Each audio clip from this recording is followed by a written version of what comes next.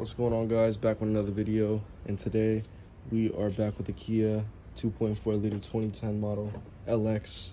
And in this video I'm going to be showing you what I've done and the rod bearings, how they're chewed up, and how bad they were. So this is what the rod bearings look like. They're stretched out and chewed up. One of them, I'm pretty sure it was this one, was welded on to the crankshaft.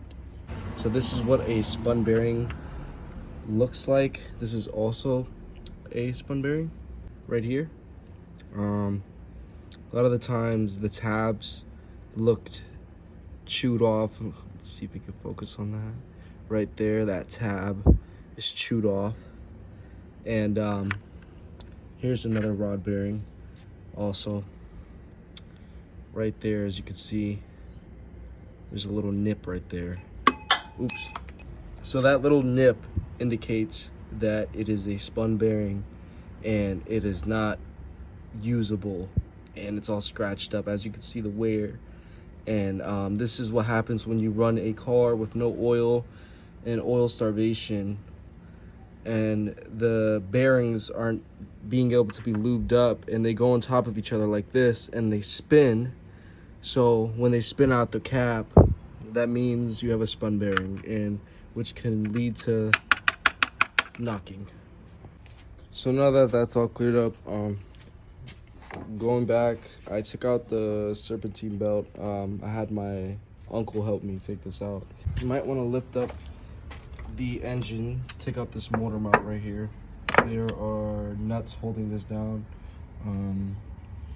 There's nuts holding this down right here, and basically it's gonna be stuck, so you're gonna get a little something to hit it with, like a hammer or a wrench. Just bang it off, and then it should just pop right off and the engine should drop.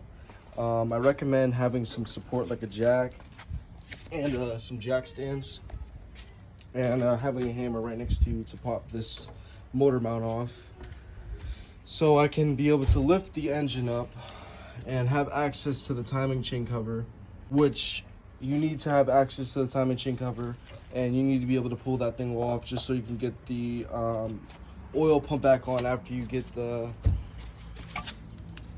rod bearings taken care of. Also, another thing that you want to do is take off your tire to be able to have access to the crankshaft pulley right here, and along with some other screws. I need to take off that screw right there as well. But there's 7 10mm screws, there's 7 12mm screws, and 3 14s. So that's what you have to keep in mind. And also there are 21 bolts holding the pan in as well. To get to the last rod cap, you need to pull off the oil pump ladder assembly, and I'm not sure if that bearing is spun, but a lot of people tell me I should replace that bearing because I put all the time into the car. So now I might just do it. And there should be another bearing. It might be right here, or it might be right here, which I'm guessing it's right over there. There's a bearing on the other side of this, on the other side of this piece of the crankshaft, and so you would have to pull this off right here, the oil pump ladder assembly, and it's connected with a couple bolts holding it in place. This, and along with the bolts that are actually connected.